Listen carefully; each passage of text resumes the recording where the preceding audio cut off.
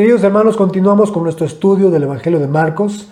Seguimos en el capítulo 9. El día de hoy vamos a considerar los versos del 42 al 50, por favor. Es Marcos 9, versos 42 al 50. Pero antes de leer nuestro pasaje, vamos a hacer una oración y como siempre vamos a pedir al Señor que Él nos siga ayudando para comprender su palabra y sobre todo para guardarla en nuestro corazón. Amén. Señor, gracias por tu gran fidelidad, como siempre, Señor, para con cada uno de nosotros, Señor. Que a pesar de que muchas veces nosotros somos infieles, tú permaneces fiel, Señor. Gracias porque es tú, Señor, el que pone en nuestro corazón perseverar, Señor, y ayudarnos a estar alrededor de tu palabra, Señor. No obstante, también, Señor, te agradezco por quienes responden a ese llamado, Señor, y están aquí hoy, Señor, dispuestos en su corazón para escucharte, Señor. Háblanos el día de hoy nuevamente, Señor.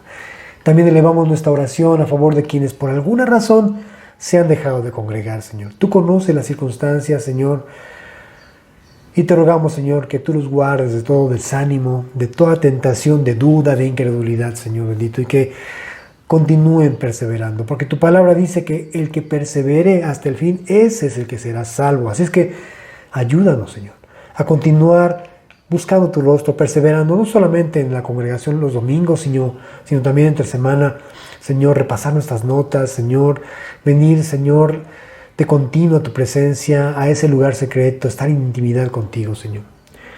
Te lo rogamos, mi Dios. También pedimos por cada congregación, por cada pastor que el día de hoy, Señor, enseña tu palabra en algún lugar, ya sea de este país o fuera de este país, Señor. Rogamos que sea tu Espíritu Santo con ellos, Señor, y que más personas sean impactadas por el mensaje de tu palabra, Señor. Que en medio de todas estas circunstancias y crisis que hemos estado viviendo, Señor, más familias sean restauradas, Señor. Encuentren en Cristo consuelo y refugio y sobre todo el camino perfecto para llegar a ti, Señor. Te lo pedimos en el nombre de Jesús. Amén. Antes de leer Marcos 9, les voy a pedir que me acompañen a 1 Corintios, capítulo 13. 1 Corintios 13, vamos a leer los versos del 1 al 8, por favor. 1 Corintios 13, del 1 al 8. Lo leemos juntos, dice: si yo hablase lenguas humanas y angélicas y no tengo amor, vengo a ser como metal que resuena o címbalo que retiñe. Y si tuviese profecía y entendiese todos los misterios y toda ciencia, y si tuviese toda la fe de tal manera que trasladase los montes y no tengo amor, nada soy. Y si repartiese todos mis bienes para dar de comer a los pobres, y si entregase mi cuerpo para ser quemado y no tengo amor, de nada me sirve. El amor es sufrido, es benigno. El amor no tiene envidia, el amor no es jactancioso, no se envanece, no hace nada indebido, no busca lo suyo, no se irrita, no guarda rencor. No se goza de la injusticia, mas se goza de la verdad. Todo lo sufre, todo lo cree, todo lo espera, todo lo soporta. El amor nunca deja de ser. Hasta ahí vamos a leer, por favor. Al principio de este pasaje, Pablo usa un lenguaje hiperbólico, es decir, para muchos exagerado o algo difícil o desproporcionado de alcanzar. Por ejemplo, cuando dice entender todos los misterios y toda ciencia, por ejemplo. O repartir todos los bienes para dar de comer a los pobres. Eso tal vez sea alcanzable para muchos, sin embargo muy difícil de hacer. O entregar su cuerpo para ser quemado. Todo eso es un lenguaje hiperbólico para llamar nuestra atención, porque en sí el pasaje habla del amor en su forma más radical. Y este no es un mensaje hiperbólico, no es un mensaje exagerado. Realmente ese es el amor que emana de nuestro Dios. Es un amor radical, es decir, un amor extremo y revolucionario. Y nuestro Dios nos ha amado de una forma radical. Como ejemplo, Pablo dice en 2 Corintios capítulo 8, verso 9, 2 Corintios 8, verso 9, porque ya conocen la gracia de nuestro Señor Jesucristo, que por amor a ustedes se hizo pobre siendo rico para que ustedes con su pobreza fuesen enriquecidos.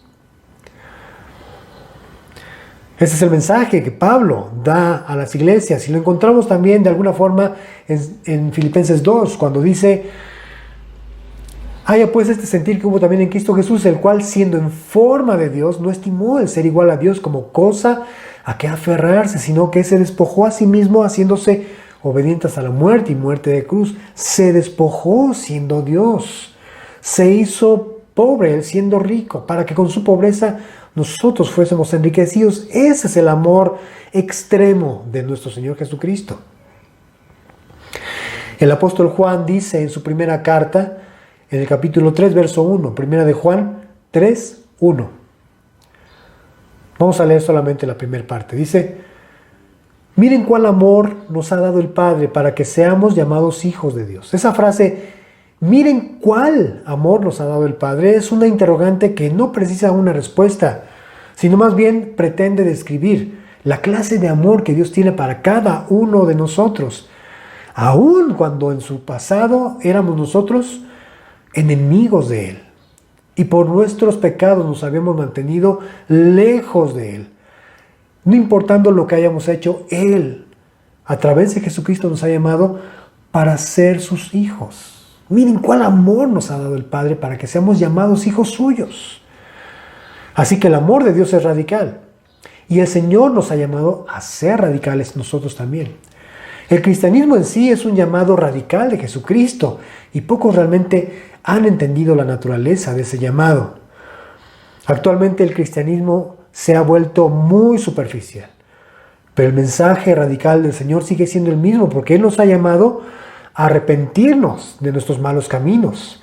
Nos ha llamado a negarnos a nosotros mismos. Imagínate, nos ha llamado a perdonar a quienes nos han ofendido. Nos ha llamado a que todos los días tomemos nuestra cruz para poder seguirle.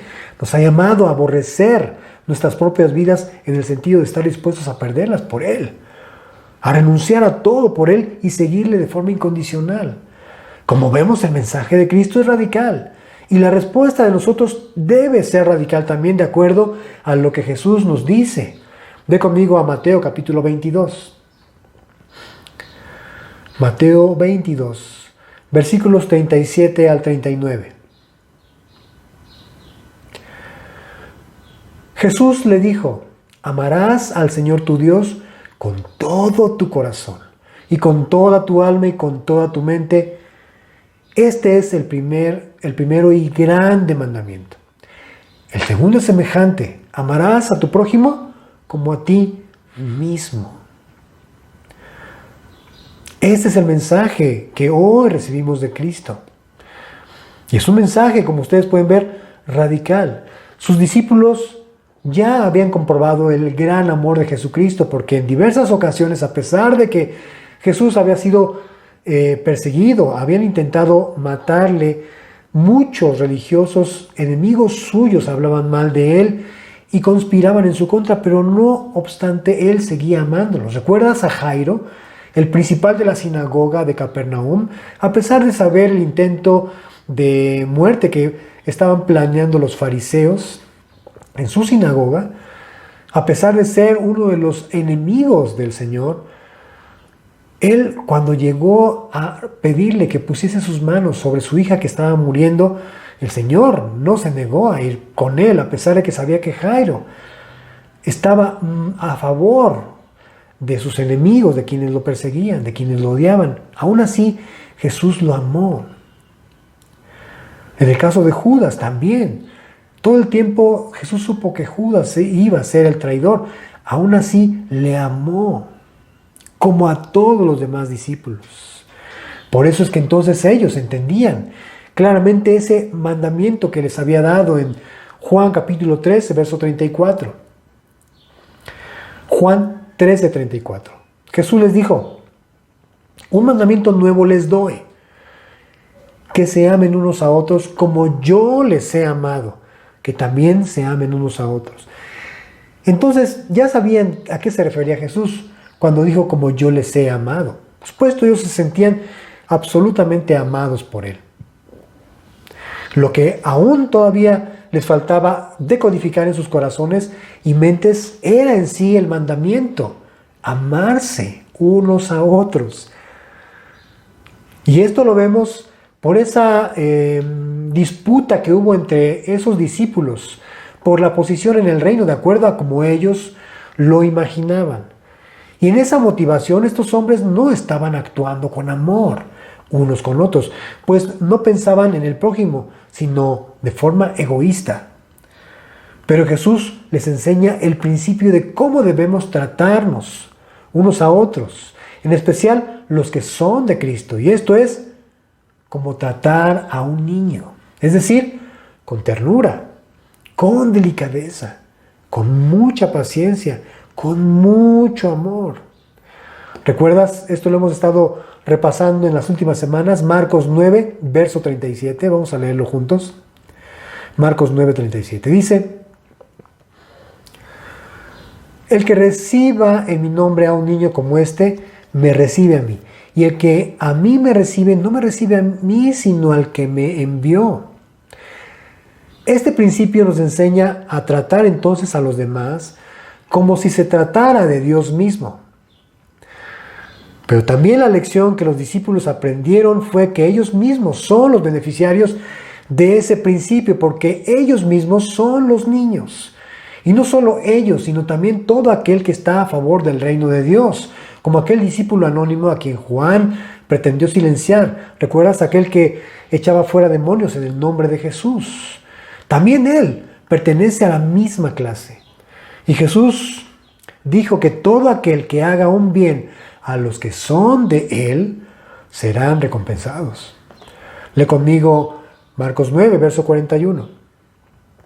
Marcos 9, verso 41 dice: y cualquiera que les diere un vaso de agua en mi nombre, porque son de Cristo, de cierto les digo que no perderá su recompensa.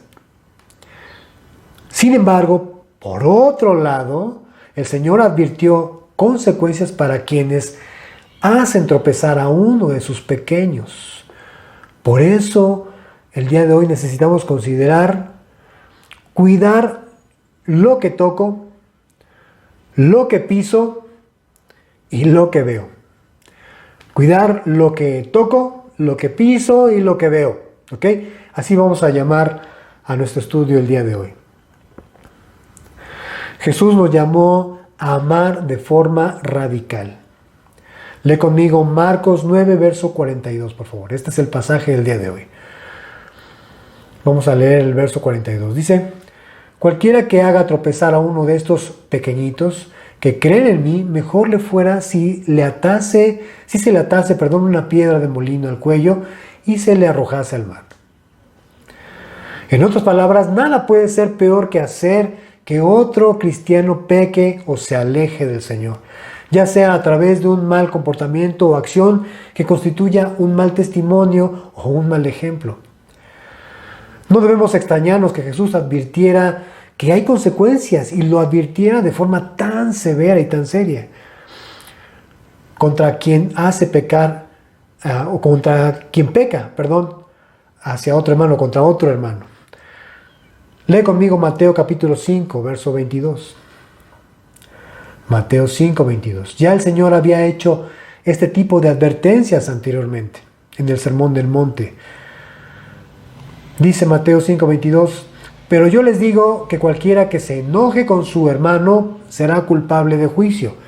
Y cualquiera que diga necio a su hermano será culpable ante el concilio. Y cualquiera que le diga fatuo quedará expuesto al infierno de fuego. Las tres ilustraciones en este versículo muestran grados de gravedad. El enojo que lleva a pecar equivale a la maldad detrás del asesinato. Calumniar a una persona con un término como necio es grave porque da expresión a ese enojo. Y condenar a un individuo llamándolo fatuo, del griego moros, que significa estúpido o idiota, es todavía más ofensivo, más difamatorio, y la consecuencia delante de Dios es verdaderamente grave.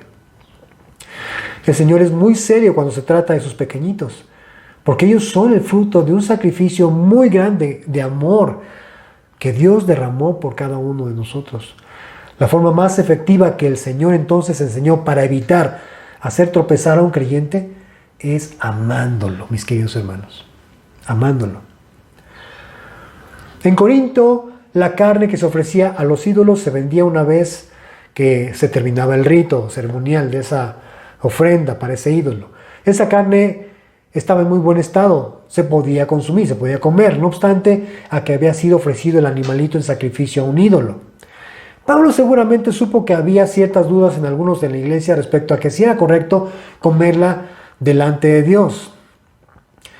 A lo cual afirmó que comer esa carne no era malo. El problema era que algunos no veían correcto comerla porque había sido sacrificado a los ídolos. Y otros actuaban con mucha liberalidad y la compraban, pero sin importarles lo que otros sintieran o pensaran al respecto. Y es justo eso lo que Pablo advierte a la iglesia de Corintio. Acompáñame a 1 Corintios capítulo 8, versículos del 8 al 13. 1 Corintios 8, del 8 al 13. Dice así: si bien la vianda no nos hace más aceptos ante Dios, pues ni porque comamos seremos más, ni porque no comamos seremos menos. Pero miren que esta libertad suya no venga a ser tropezadero para los débiles. Porque si alguno te ve a ti que tienes conocimiento sentado a la mesa en un lugar de ídolos, la conciencia de aquel que es débil no será estimulada a comer de lo sacrificado a los ídolos, es decir, a través de ese que él puede considerar mal ejemplo, sea conducido a la idolatría. Verso 11: y por el conocimiento tuyo se perderá el hermano débil, por quien Cristo murió.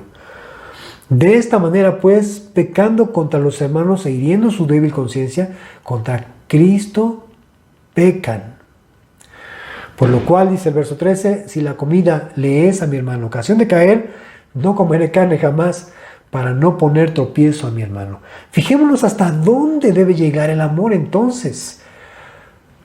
Hasta dónde debíamos estar dispuestos a respecto de cuidar la fe o la conciencia débil de otros hermanos, hasta el grado del sacrificio.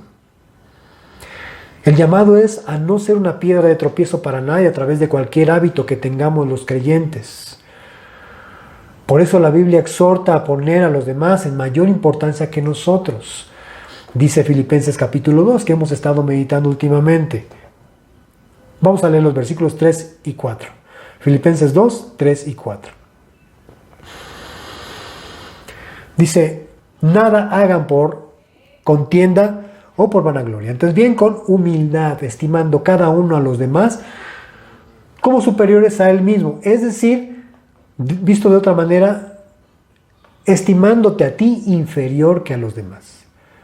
Verso 4: no mirando cada uno a lo suyo, por lo suyo propio, sino cada cual también por lo de los otros. Pablo advirtió contra la posibilidad de ser un ejemplo que lleve a otros a pecar. Lee conmigo Romanos capítulo 14. Vamos a leer el verso 13 y nos saltamos al verso 21. Romanos 14, 13 y 21. Dice: así que ya no nos juzguemos más los unos a los otros, sino más bien decidir no poner tropiezo u ocasión de caer al hermano. Bueno es, el verso 21, bueno es no comer carne, ni beber vino, ni nada en que tu hermano tropiece, o se ofenda o se debilite. Enseguida el capítulo 15, Romanos 15, vamos a leer los versos del 1 al 3. Dice: así que los que somos fuertes debemos soportar las flaquezas de los débiles y no agradarnos a nosotros mismos. Cada uno de nosotros agrade a su prójimo en lo que es bueno para edificación. Porque ni aun Cristo se agradó a sí mismo. Antes bien, como está escrito, los vituperios de los que te vituperaban cayeron sobre mí.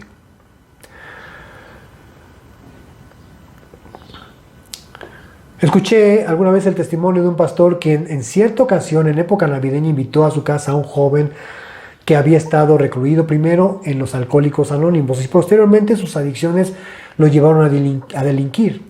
Tras haber pasado un tiempo en prisión, ahora estaba iniciando su recuperación asistiendo a esa congregación. Seguramente en algún momento de compañerismo y sincera amabilidad, el pastor destapó una botella de vino que guardaba para hacer un brindis durante la cena navideña. sin recordar la situación pasada de aquel hombre que había estado ligada al alcohol. Cuando el joven vio al pastor abriendo su botella, no pudo evitar creer que estaba en el lugar equivocado. No podía creer que un hombre que hablaba de Cristo lo incitara a la tentación de romper su abstinencia. Al final de la historia, el pastor se disculpó mucho con ese joven y a partir de ese incidente cuenta él, el pastor, que prometió no tener una sola botella de cualquier tipo de bebida alcohólica en su casa, lo cual hasta hoy ha cumplido y ha sido una realidad. Por eso es que el Señor, a respecto de esto, nos pide que tengamos una pureza radical. Vamos a leer entre los versos 43 al 48. 43 al 48. Dice: si tu mano te fuere ocasión de caer, córtala. Mejor te es entrar en la vida manco que teniendo dos manos ir al infierno, al fuego que no puede ser apagado, donde el gusano de ellos no muere y el fuego nunca se apaga. Y si tu pie te fuere ocasión de caer, córtalo. Mejor te es entrar a la vida cojo que teniendo dos pies ser echado en el infierno, al fuego que no puede ser apagado, donde el gusano de ellos no muere y el fuego nunca se apaga. Y si tu ojo te fuere ocasión de caer, sácalo. Mejor te es entrar en el reino de Dios con un ojo que teniendo dos ojos ser echado al infierno, donde el gusano de ellos no muere y el fuego nunca se apaga. Jesús exigió un trato radical y severo contra el pecado. Las consecuencias de no hacerlo son terribles. Como dicen por ahí, solo tú sabes de qué pie cojeas. Y viene a mi mente la película A Prueba de Fuego que algunos de nosotros ya hemos visto. Recordarás al protagonista, el personaje se llama Caleb Holt, esposo de Catherine, ¿te acuerdas? Su trabajo como bombero le permitía estar en casa cada 24, 72 horas, no recuerdo, para descansar de su turno. Ella, por su trabajo, no coincidía mucho con él en casa, aparte de que su matrimonio estaba en muy mal momento, inclusive estaban al borde del divorcio. Caleb dio pie a ser seducido por la pornografía. Cada que navegaba por internet aparecían propagandas y páginas con ese giro. Pronto él estaba atrapado en ese vicio. Pero una vez que con ayuda de su padre decidió luchar por su matrimonio y principalmente con la ayuda de Dios, Caleb renunció a ese hábito y a otros que se habían formado en él a través de la internet. Lo que hizo él en este caso fue radical. Para quienes han visto la película sabrán que lo que hizo fue destruir su computadora. Mejor me lo hubiera regalado. Porque esta para él era la fuente de su distractor contaminante. Así es que cada uno de nosotros sabe cuál es el hábito que nos está conduciendo constantemente a pecar. Y muy probablemente el Espíritu Santo ya lo ha advertido en tu corazón. Déjame decirte que si tú le dices al Señor que te ayude a erradicarlo, Él lo hará. Incluso te dará la capacidad para poder igual tratar con ese pecado de forma radical. Yo no sé qué es lo que tengas que hacer. Yo no sé si quieras romper tu computadora. Yo me apunto, a lo mejor prefieras mejor regalármela. No es cierto. Pero cualquier otra cosa que te esté llevando a pecar, puedes decírselo al Señor. Él seguramente está dispuesto a colaborar contigo para ayudarte a vencer esa tentación. Pero nosotros tenemos que tratar de forma radical y severo al pecado que hay en nosotros. Jesús advirtió entonces de consecuencias terribles para quienes incitan o son mal ejemplo para otros a pecar. Es evidente que el Señor estaba hablando en forma figurada, porque cercenarse alguna parte del cuerpo jamás evitará que nosotros pequemos. El planteamiento fue que un individuo debe hacer lo que sea necesario, por más extremo o doloroso que pudiera verse, para lograr con ello no pecar y no hacer pecar a otros. Ese es el mensaje del Señor. Hay un ejemplo en la palabra. Acompáñame a Hechos capítulo 5, versículos del 1 al 11, por favor. Hechos 5, del 1 al 11. Dice, pero cierto hombre llamado Ananías, con Safira su mujer, vendió una heredad y sustrajo del precio, sabiéndolo también su mujer, y trayendo solo una parte la puso a los pies de los apóstoles. Y dijo Pedro, Ananías, ¿por qué llenó Satanás tu corazón para que mintieses al Espíritu Santo y sustrajeses del precio de la heredad? Reteniéndola, ¿no se te quedaba a ti? Y vendida, ¿no estaba en tu poder? ¿Por qué pusiste esto en tu corazón? No has mentido a los hombres, sino a Dios. Al oír Ananías estas palabras, cayó y expiró. Y vino un gran temor sobre todos los que lo oyeron. Y levantándose los jóvenes lo envolvieron y sacándolo, lo sepultaron. Pasado un lapso como de 3 horas, sucedió que entró su mujer, no sabiendo lo que había acontecido. Entonces Pedro le dijo, dime, ¿vendiste en cuánto la heredad? Y ella dijo, sí. Más bien la pregunta de Pedro fue, ¿vendiste en qué tanto la heredad? Perdón. Y ella dijo, sí, en tanto. Mentirosa, mentirosa. Y Pedro le dijo, ¿por qué conveniste en tentar al Espíritu del Señor? Es decir, estuviste en convenio con tu esposo, en tentar al Señor, al Espíritu del Señor. Y aquí, a la puerta, a los pies de los que han sepultado a tu marido y te sacaron a ti. Al instante ella cayó a los pies de él y expiró. Y cuando entraron los jóvenes, la hallaron muerta y la sacaron y la sepultaron junto a su marido. Y vino gran temor sobre toda la iglesia y sobre todos los que oyeron estas cosas. Wow. Jesús declaró que si algún hábito, situación, relación o cualquier otra cosa te es ocasión de caer, debe abandonarse de modo radical, como lo hizo Caleb Holt. Esta pareja convino en tomar de la cantidad de la propiedad vendida un tanto y dijeron ellos que estaban entregando todo sin haberse quedado ellos nada. Ellos, es decir, estaban mintiendo. El mensaje es que su esposa convino con él en hacer lo malo. También esto pudo haber sido un mal ejemplo para toda la comunidad incipiente de cristianos que estaba apenas conociendo la palabra en ese tiempo. Por esa razón es que ellos fueron juzgados de esa manera. Y es por eso que también nosotros tenemos que tomar en cuenta y de manera muy seria el mensaje. Entonces debemos actuar de forma radical contra el pecado.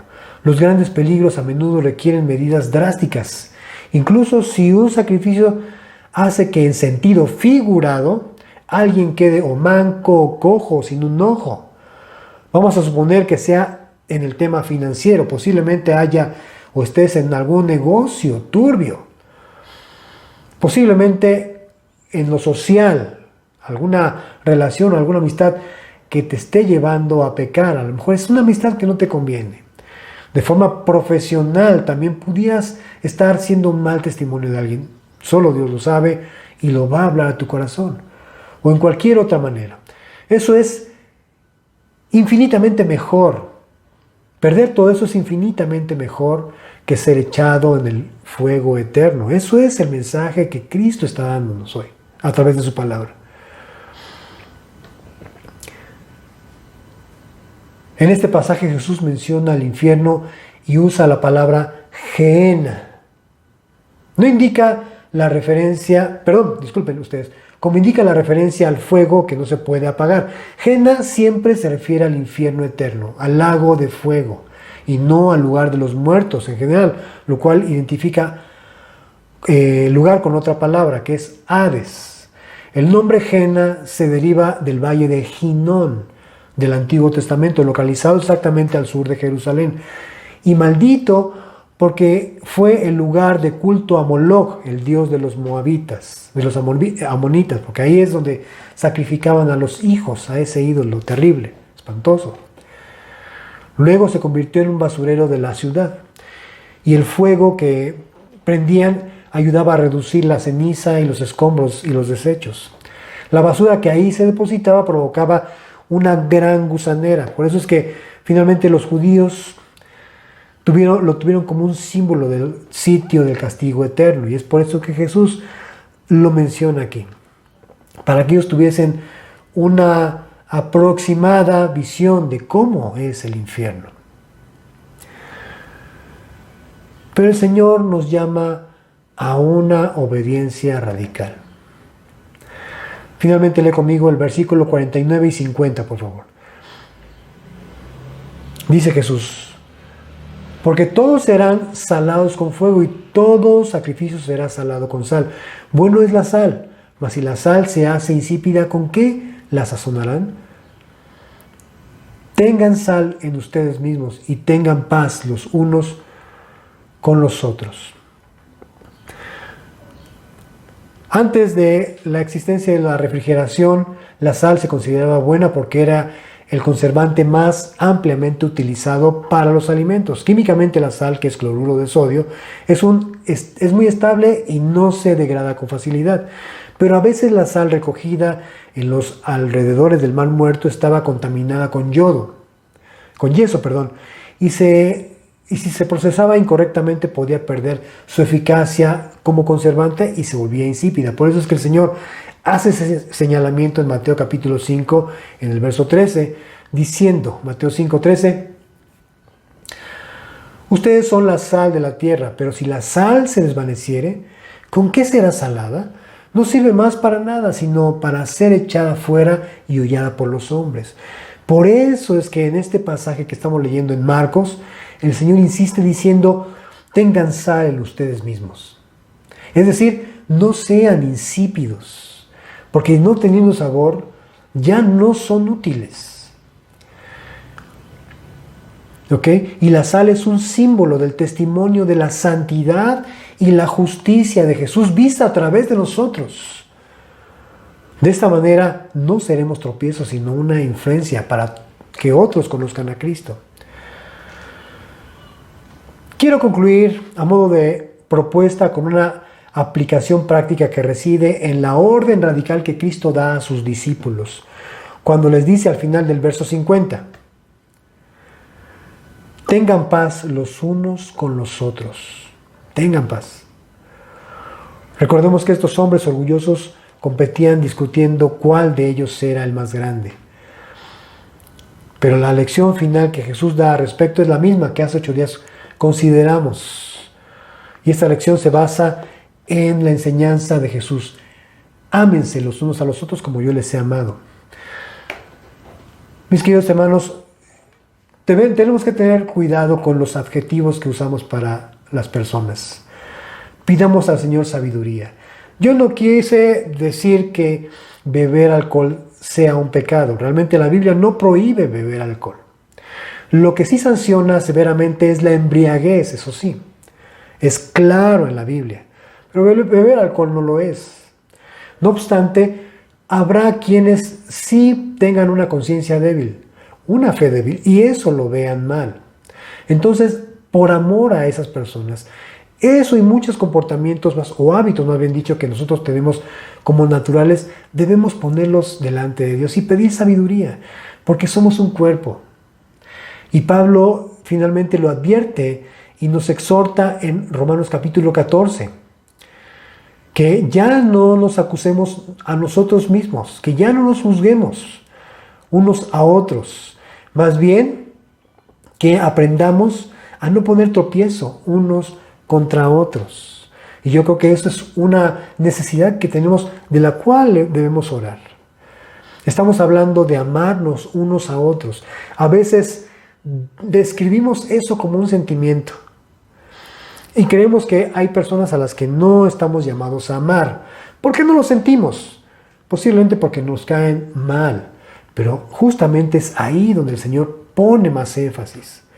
El tema del amor es muy amplio, porque incluso el Señor Jesús nos manda a amar aún a nuestros enemigos. Recordemos el pasaje que hace 8 días meditábamos en Mateo capítulo 5, cuando Jesús dice en el Sermón del Monte, si alguien te pide llevar su carga 1 milla, llévala 2.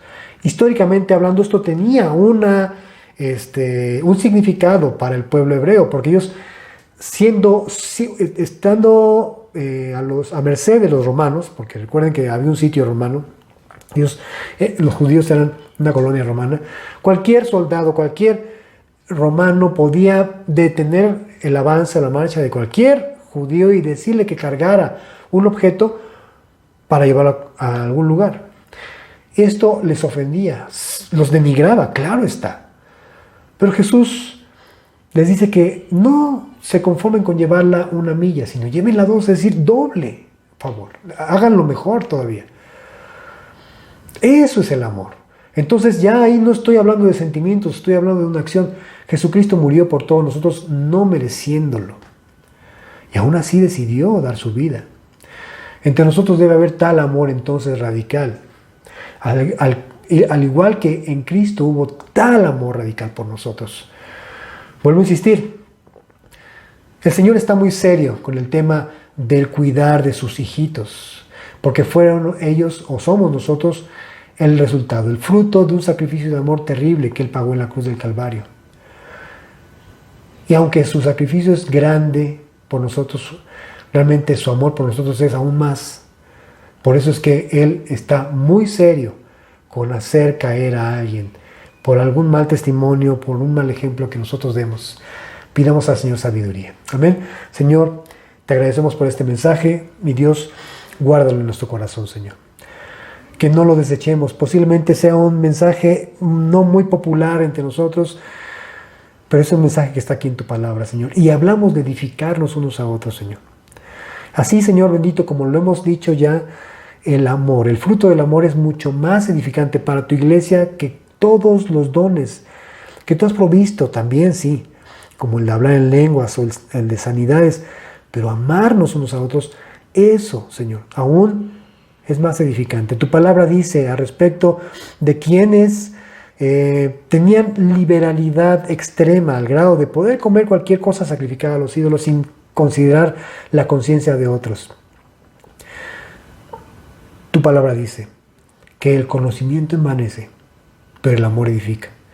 Podía yo presentar una tesis de que la Biblia no condena el beber vino, pero si en el corazón de otro hermano eso es visto como pecado, tu misma palabra dice que para agradarte a ti, ellos hacen esas cosas, Señor. Así es que yo prefiero, Señor, abstenerme cuando sea necesario, Señor. Ayúdanos entonces, danos sabiduría, porque hay mucho en nosotros que todavía necesita ser pulido por tu Espíritu Santo, Señor, por tu palabra preciosa, Señor.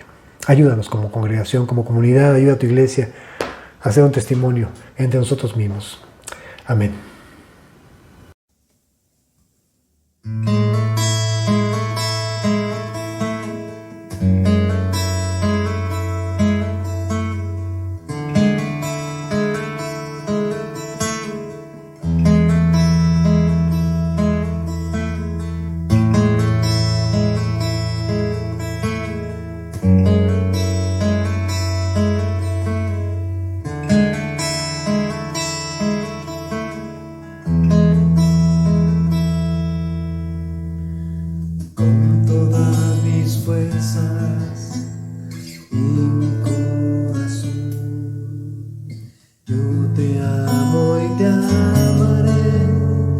Jesús, todo lo que tengo, todo lo que soy, te pertenece solo a ti, mi Señor Jesús. Ante tu majestad me rindo, a tu señorío me someto, y ante tu presencia me humillo. Quiero obedecerte, quiero siempre honrarte, quiero siempre hacer tu voluntad.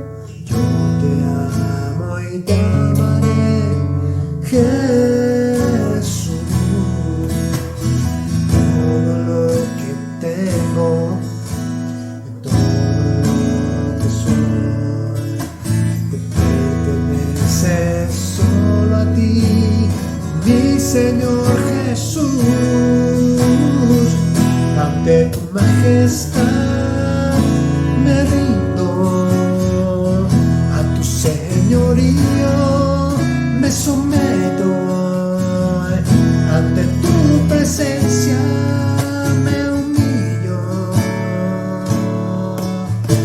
Quiero obedecerte, quiero siempre honrarte, quiero siempre hacer tu voluntad. Ante tu majestad me rindo, a tu señorío me someto hoy. Ante tu presencia me humillo.